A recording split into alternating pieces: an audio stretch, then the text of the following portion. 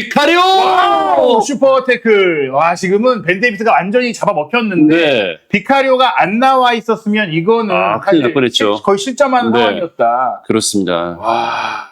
자, 코너킥 슛!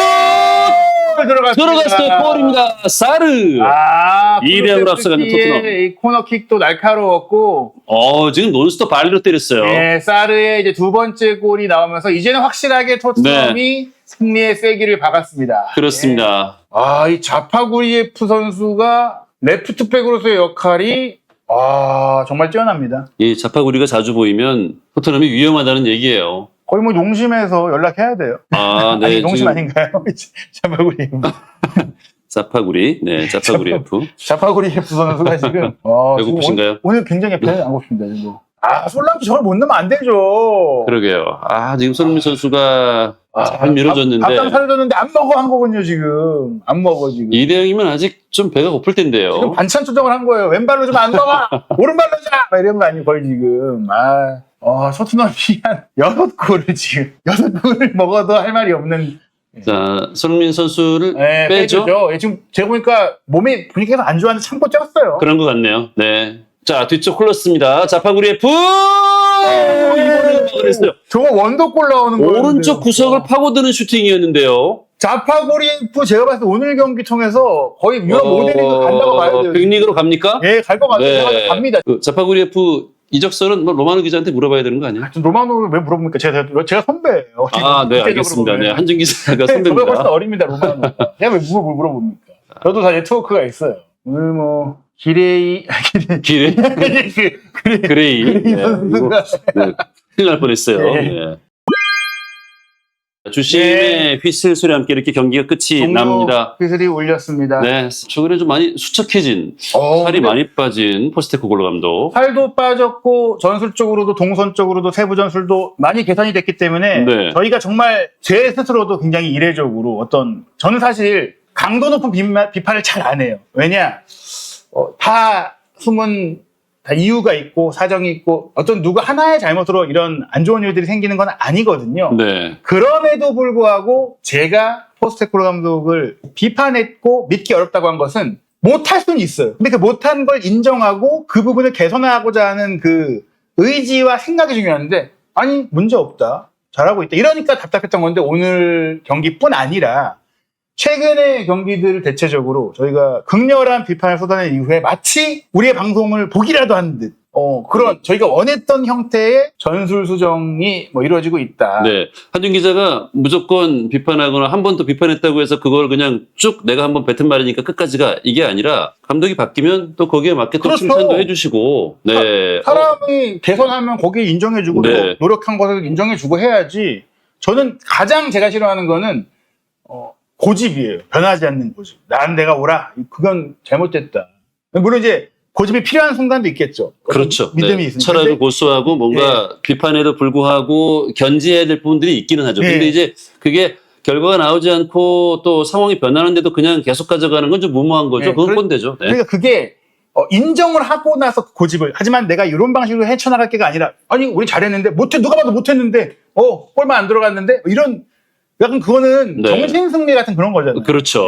눈 가리고 아웅. 근데 지금 포스테코글로 감독은 지금 본인도 지금 표정이 썩 팔을 뺐진 뺐다. 않네요. 이거 지금 그쵸. 이것도 저는 좋다고 생각해요. 오늘 경기 3대0으로 이겼지만 뭔가 찾아보고 있는 것 같은데 사실 많은 위기를 좀 자초했잖아요. 제가 이제 경기 기록을 좀 살펴보면서 경기를 이제 정리해보는 시간을 좀 이제 가져야 될 것 같은데 오늘의 이제 기록을 일단 제가 최신 기록을 한번 정리를 좀 해보도록 하겠습니다. 오늘 손흥민 선수는 71분을 소화를 했죠. 71분 소화를 하고 이제 교체 아웃됐는데 사실 우리 지켜봤던 구독자 여러분도 좀 걱정들을 많이 하는 것 같아요. 손흥민 선수가 혹시 이제 부상이 아닐까라는 걱정을 좀 하는 것 같은데 최근에 한준 기자 얘기한 것처럼 컨디션이 썩 좋지 않았잖아요. 그러니까 실제로 저희가 이 공식 기록상으로 보면은 손흥민 선수가 부상으로 교체됐다라고 지금 표기가 되고 있거든요. 그러니까 아마도 경기가 끝나고 나면 이어질 리포트를 좀 봐야 기자회견에서 얘기를 할 텐데 근데 사실 제가 예상되는 답변은 나는 의사가 아니다.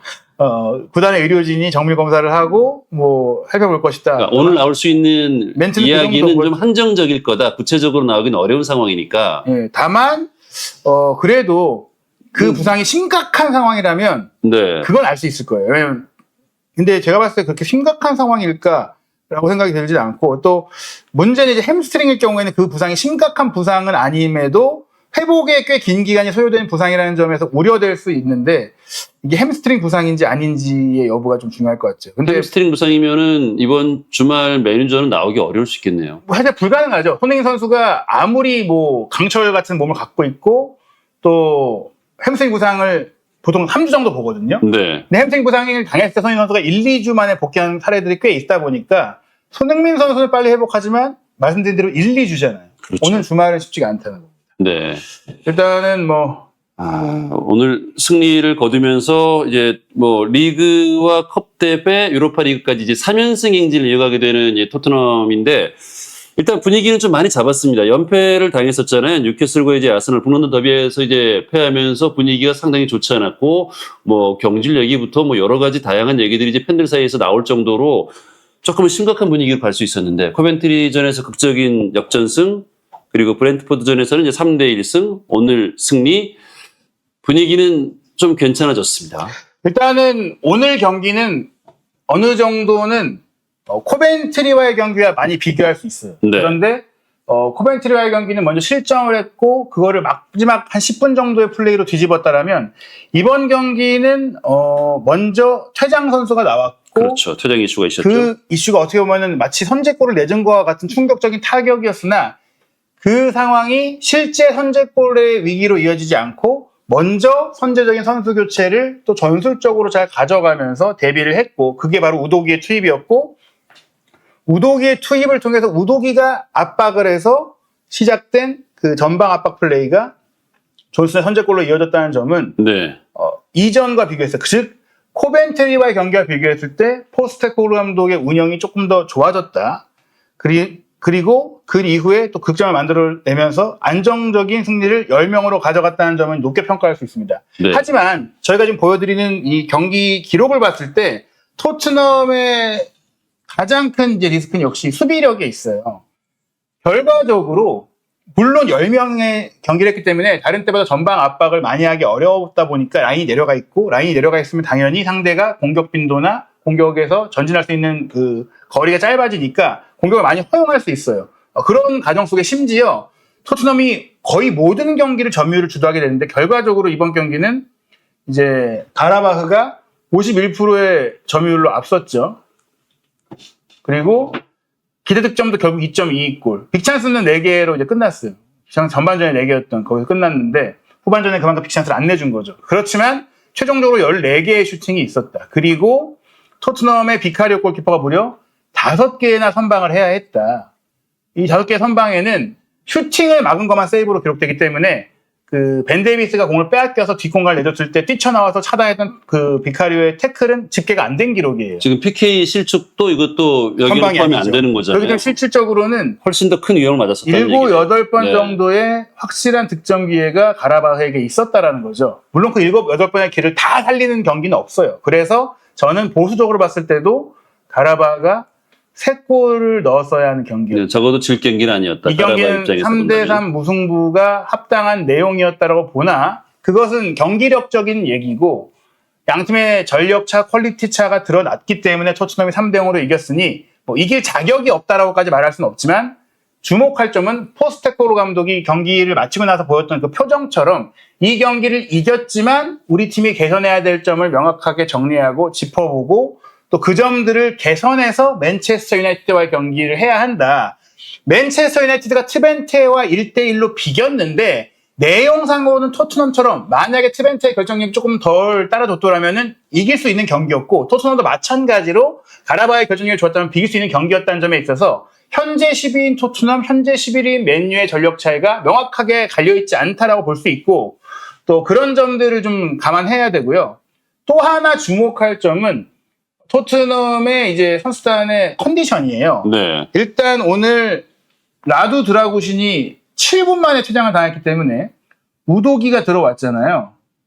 그 얘기는 우도기와 반더벤이 생각보다 많은 시간을 오늘 경기를 가져가면서 주말 경기에 체력적인 좀 우려가 따를 수 있는 상황이 됐다. 물론 베리발이 일찍 나간 것은 물론이고 또 메디슨이 아예 쉬었잖아요. 그러니까 메디슨 같은 경우가 사실 최근 토트넘의 미드필드 플레이에 있어서 또 밑으로 내려가서 플레이가 굉장히 잘해주고 있는데 메디슨이 풀핏으로 경기를 준비할 수 있는 점은 다행이고 또 벤탄쿠르가 어찌됐거나 막판에 나왔을 때 한 번에 헛발질이 있긴 했지만 여전히 몸 상태는 좋아 보였거든요. 네네. 그래서 뭐 쿨루세스키도 오늘 경기 투입이 됐는데 여전히 굉장히 자신감 있는 플레이를 통해서 강점을 보여줬고 그래서 제 생각은 아치그레이도 오늘 뭐 사실 굉장히 오른쪽에서 좋은 역할을 해줬는데 맨유와의 경기에 뭐 주전 라인업을 가동하는 데는 문제가 없으나 이 반더벤과 우도기의 컨디션이 어떤지를 좀 지켜볼 필요가 있다. 그리고 이번 경기 제가 지금 평점을 보면서 놀란 거는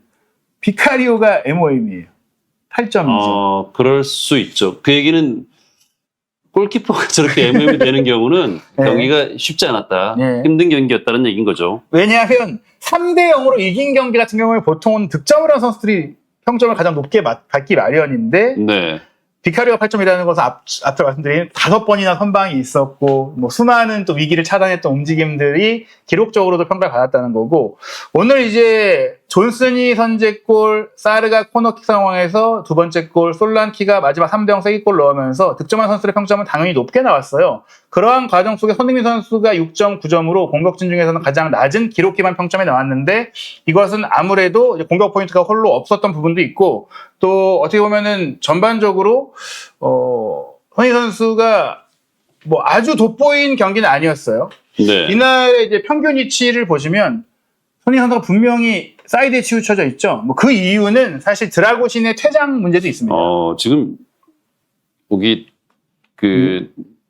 미자르 킨셀라 이 BBC 스포츠 리포터 기사를 지금 제가 좀 전에 봤는데 손흥민 선수가 이제 부상을 입은 것처럼 보였다는 거는 우리가 알고 있는 팩트고 이게 아치그레이도 경기 끝날 무렵 발목 부상을 당했다는 얘기를 하네요. 약간 이러면 좀 좋지 않아요. 뭐 아치그레이 같은 경우에 물론 뭐 주말 경기를 좀 휴식하면서 회복하면 네. 되겠지만 좀 치료를 받고 조심스럽게 경기장을 나갔다.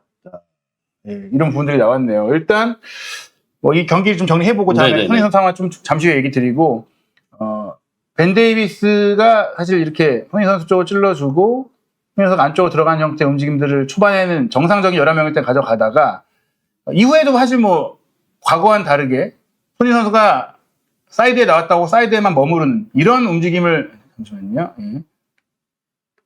이런 움직임을 가져가진 않았어요. 사이드 움직임을. 이건 아니었습니다. 네네. 이쪽으로 많이 움직였죠. 그리고 그렇죠. 솔랑키가 서로 이런 역할들을 나눠 가져줬어요. 왜냐하면 드라고신이 드라고신이 퇴장으로 나간 이후에 베리발이 빠지고 미드필드 숫자가 하나 줄어들었기 때문에 그러면서 사르도 좀 더 중앙지향적으로 움직이게 되고 비스마도 가운데로 몰리게 되고 이 공간들을 이제 뭐 존슨도 커버하고 뭐 사르가 나오기도 했지만 솔랑키도 가지고 손흥민 선수도 와주고 이렇게 움직이다 보니까 활동량들이 많아져서 사실 그 공격 상황을 많이 관여하기가 뭐 쉽지가 않았거든요. 손흥민 선수의 히트맵을 보시면 이게 사이드 위주로 뛰었던 것으로 나오는 이유는 말씀드린 그런 커버의 플레이가 필요했던 부분들도 있고 사실 가운데 쪽으로도 많이 움직여 왔기 때문에 손흥민 선수가 전술적으로 이날 경기에 뭐 약간 어려움을 겪진 않았어요. 전술적인 이유나 위치적인 이유로 어려움을 겪었던 건 아닌데 브렌트포드와의 경기부터 조금 저는 연장선상이라고 봐요. 지금 몸 상태에 뭔가 문제가 있다. 그리고 그 부상이 의심되는 부분이 비단 오늘 경기에 새로 발생한 게 아니라 누적된 이미 거다. 있던 부상이 조금 심화됐을 가능성이 매우 높다라고 생각을 네. 합니다. 그래서 이날 경기 손흥민 선수의 경기력을 뭐 냉정히 평가하고 이런 것들은 저는 의미가 없다고 생각해요. 정상 몸 상태가 아니었기 때문에. 그럼에도 손흥민 선수는 손흥민 선수답게 플레이했어요. 71분 동안 이제 소화를 하면서 한 차례 슈팅이 유효 슈팅이 나왔었죠. 그 슈팅이 솔랑키의 골로 연결된 아주 중요한 슈팅이었고 또 한 차례 슈팅 시도 전반전에 손흥민 전에 쏘던 슈팅이 상대 수비의 몸에 맞았죠. 결국 손흥민 선수의 플레이 정확성은 여전했다. 그러니까 어림없이 어이없이 빗나가는 슈팅 따위는 하지 않는다. 네. 드리블 시도 한 번이었는데 또 하나 중요한 거. 이렇게 숫자가 부족한 경기를 할 때는 패스 미스가 없는 게 중요한데 88%의 높은 패스 성공률을 또 한 번 기록을 했고 키 패스도 하나 나왔고 크로스패스도 한 번 했는데 100%의 정확성이 나왔다. 즉 네. 손흥민 선수가 숫자가 부족할 때 본인의 플레이가 차단되고 끊기면서 우리 수비가 위험해지는 상황을 야기한 것은 뭐 단 한 번도 없었다. 예. 키패스 하나는 아까 그 솔랑키 선수에게 좀 예. 그 패스가 아마 그렇죠. 키패스였겠죠. 그게 사실은 골이 됐어야 되잖아요. 네. 솔랑키가 이제 밥상을 안 먹어. 나 왼발로 안 먹어. 나 왼발로 안 먹어 하는 그런 걸 날려 먹은 거였고 어찌됐거나 어시스트로 기록이 안 된 게 아쉽긴 하지만 솔랑키의 네. 골을 손흥민 선수가 만들어줬다라고 볼 수 있는 장면이었고요. 그렇습니다. 또 손흥민 선수의 다른 기록들을 보시면 3번 정도 경합을 했고 그게 또 그 키패스가 빅찬스였어요. 네. 빅찬스 창출을 했기 때문에 파울도 한번 당했고 저는 자신의 역할을 충분히 다 했다라고 생각이 되고요. 분명히 우려되는 것은 토트넘이 결국에는 이 풀백의 뒷공간에 대한 문제들 그리고 이날은 또 최근에는 전반적으로 토트넘의 풀백들이 인버티드로 많이 안 들어와요. 인버티드 역할을 겸하지만 사이드 쪽에 지금 보시면 꽤 많이 포진되어 있고 특히 그레이는 포로와 비교했을 때 물론 후반전 같은 경우에는 중앙 숫자가 부족하니까 안쪽으로 오는 경우도 있었지만 요 사이드 커버를 굉장히 잘해줬고 사이드에 붙여서 수비하는 경우들도 있었거든요. 네네네. 근데 이런 수비를 해줘도 문제는 뭐냐? 라인이 높으니까 일로 투입되는 크로스 패스가 너무나 위협적이었다는 거예요. 이런 크로스 그렇습니다. 공격이 상대가 굉장히 많이 나왔잖아요. 상대의 결정력이 좋지 않아서 실점을 안 했지 빈번하게 좀 허용을 하면서 위험에 많이 노출이 됐었어요. 네, 그런 부분들에 대해서 결국에는 기본적으로 토트넘은 이런 부분들을 감수하고 이거를 사전에서 차단하는 전방 압박을 중시하거든요. 네. 근데 현대 축구에서 전방 압박만으로 모든 수비 문제를 해결할 수 있다고 생각하는 것은 한쪽 팔을 떼어놓고 경기하는 거나 마찬가지. 난 오른손 잘 쓰니까 왼손 없어도 돼. 솔랑키 같은 거예요. 난 오른발로만 밥 먹어. 오른발로만 골 넣어. 이건 아니거든요. 그러니까 반더벤 같은 선수가 2명이 있고 말씀하신 것처럼 측면에서 굉장히 빠르고 저런 뒷공간을 커버할 수 있는 선수가 있다. 퀄리티에서 이제 그런 선수들이 담보가 되어 있는 상황이라면 저런 하이라인을 항상 유지하는 것도 나쁘지 않을 텐데 그런 상황들이 안 되는 경우들이 많잖아요. 네, 그래서 사실 저는 포스테코글루 감독이 얘기하는 건 이해를 합니다. 플랜 A를 완벽하게 만들지 않았는데 플랜 B를 준비할 수는 없다. 그렇죠. 일단 플랜 A부터 완벽하게 만들어 놓은 다음에 생각할 일이다라고 얘기를 하는데 그것은 긴 시간의 나의 준비 기간이 있을 때거나 혹은 그게 리그의 수준이 좀 낮은 경우에는 긴 시간 아니어도 이제 빨리 완성이 되겠죠. 왜냐면 이 정도만 완성을 해도 결과를 낼 수가 있으니까. 근데 프리미어 리그는 그런 무대가 아니에요. 빨리 결과를 내야 됩니다. 현대 축구는 또 오래 기다려주지 않아요. 그리고 네. 무엇보다 우리는 손흥민 선수를 응원하는 마음으로 이 경기를 보고 있는 거거든요. 우리 많은 한국 팬들이 왜 토트넘의 경기를 보겠습니까? 우리가 토트넘을 그렇죠. 물론 토트넘을 원래 좋아하는 토트넘 매니아 분들도 계세요.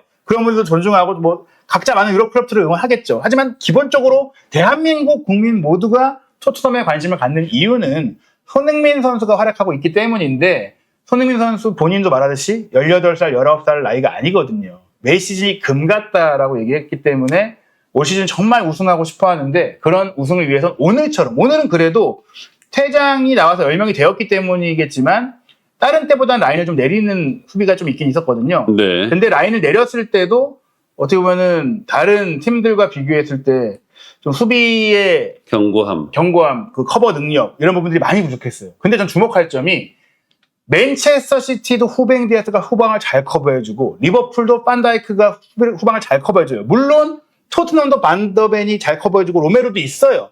그럼에도 불구하고 반더벤과 로메로의 무게감과 후뱅 디아스와 반다이크가 보이는 무게감의 수준이 다르잖아요. 그 한 명뿐 아니라 또 수비 전체적인 밀도가 다르잖아요. 그런 부분들은 개인의 능력도 있겠지만 팀적인 수비의 단단함도 있거든요. 그런 점들을 아마 전 포스테코글루 감독이 좀 더 고민했으면 좋겠다. 그게 본인의 전문 분야가 아니라면 본인이 선임한 닉 몽고메리 코치든지 세르히우 하이문드 코치라든지 이런 코치들과 얘기를 하거나 맷 웰스 코치, 수비 코치라고 하잖아요. 후속 코치가. 그런 코치들과 얘기를 해서 수비수들의 이런 커버 능력, 특히 오늘 가장 크게 두드러졌던 가라바흐를 상대로 이 자파구리 선수가 올라와서 올린 계속해서 크로스 다 놓쳤잖아요. 이거 이렇게 빗나가는 슈팅도 있었고 이것도 있었고 많았거든요.